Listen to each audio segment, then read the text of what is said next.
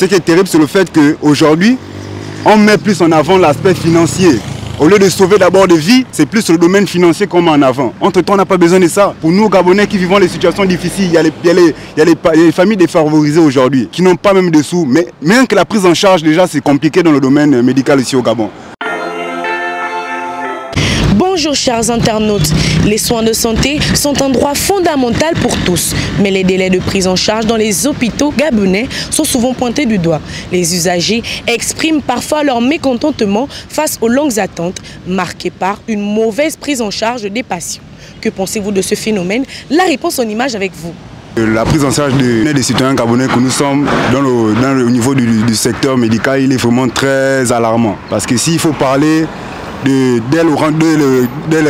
niveau de l'accueil de certains de nos frères et sœurs qui font dans le domaine de la santé, on se rend compte que c'est vraiment dommage. Parce que lorsque les personnes arrivent dans ces genres d'endroits-là, c'est parce que les personnes sont malades. Les personnes ont des difficultés parfois, se retrouvent dans certaines situations et on aimerait plus que lorsqu'on arrive dans ce genre d'endroits-là, on nous reçoive avec un peu plus de joie, un peu plus de gaieté, un peu plus d'attention. Chose que nos sœurs aujourd'hui qui font dans le domaine médical et nos mamans ne le font pas. Donc c'est vraiment alarmant et c'est vraiment dommage de se retrouver dans ce genre de situations-là. Ce qui est terrible, c'est le fait qu'aujourd'hui, on met plus en avant l'aspect financier.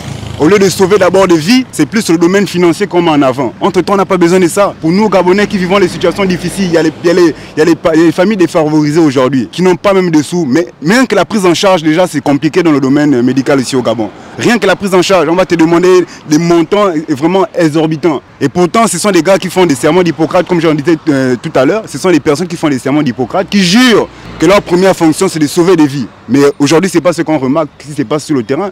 Ce n'est pas ce qui se passe sur le territoire gabonais et c'est vraiment désolant. Si c'est vraiment une mentalité, ça fait vraiment partie des mentalités qu'il faudrait vraiment qu'on change. Pour que le pays puisse avancer, il faudrait qu'on change ce genre de mentalité.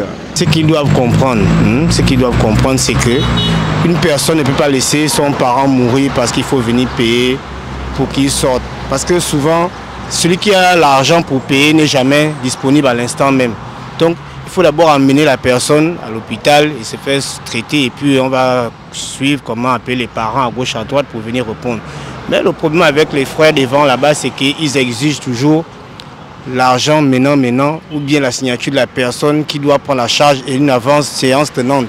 Sachant que quand la personne va s'allonger sur le lit de l'hôpital, il y aura des frais journalier, là, on paye souvent les jours, on paye les médicaments, on paye ceci, cela, tout ça c'est tout payé par une personne.